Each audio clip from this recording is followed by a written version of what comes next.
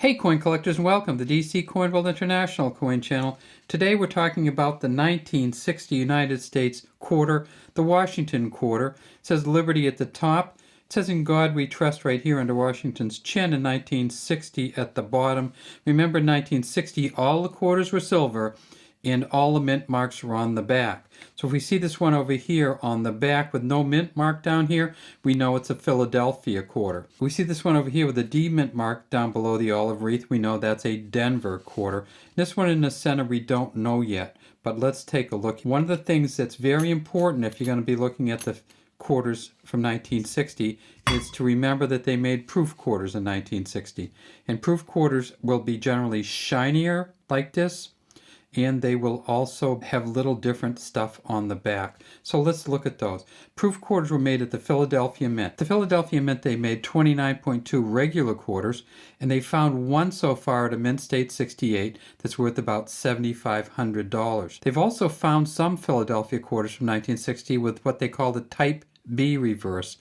They used a proof die on the back of the reverse, and so if you get one of the proof die reverses, on a regular Philadelphia coin, it's going to be worth about $2,000 in a Mint State 67. So how can you tell if it's a Philly? Well, that's easy. You just look down here. How can you tell if it's a 1960? Well, that's easy. You just turn it over and look at the date on here, and it says 1960. How can you tell if it's a proof reverse? That's a little harder, but it's still not that bad to do. What you need to do is look down here at the U over here, the L here, and the A, and see if the leaves are touching. So what we're going to do is we're going to look at one other coin that we know is a proof coin, and that's why you saw this shiny one down here, because we know this is a proof coin here. So let's turn this one over on the back, and let's look at this one. Okay, so we see how this leaf goes down and really touches the A there. This one really touches the L, and over here it has this little line that goes down and touches the U on quarter. That means that this is a proof coin. So how does that one compare to this one right here? Well, it really doesn't look the same to me. So this one here, it's really light, and that's another reason why this probably isn't a proof coin. It's so light that it just wasn't stamped right. Could this be a Type B reverse? I guess it could, but it's just such a faded kind of stamping there that I don't know. I can't really see it touching the L anywhere, and over here on the U, it really doesn't touch the U. So I think this is a regular reverse. This, of course, is a proof reverse. If this is a regular reverse at the Philadelphia Mint, then we might be talking about some value here, because this coin has some really good patina.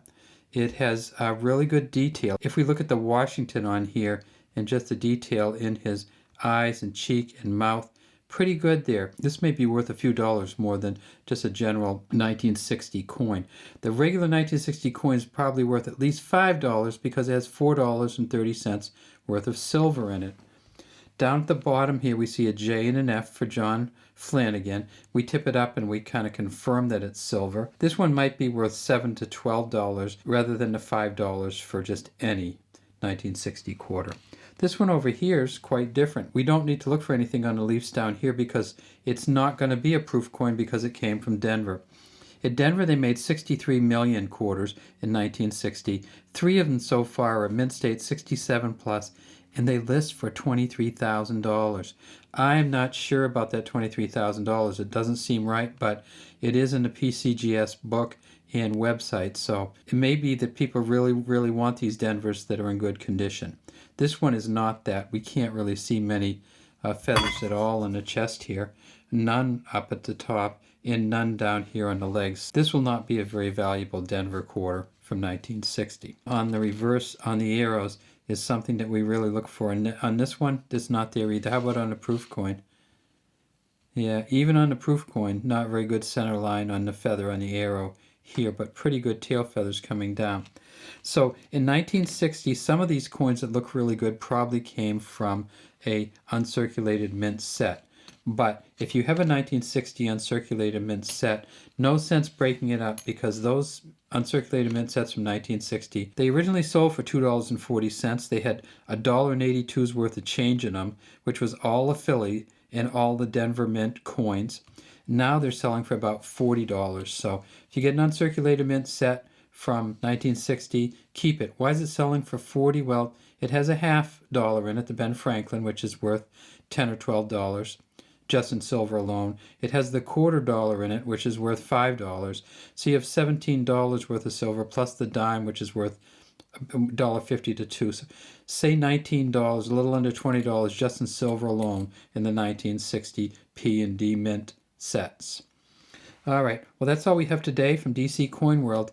Remember, if you're looking and you find a Philadelphia, turn it over, look to see if the U, the L, and the A have leaves from the olive wreath which touch them, like this proof coin does.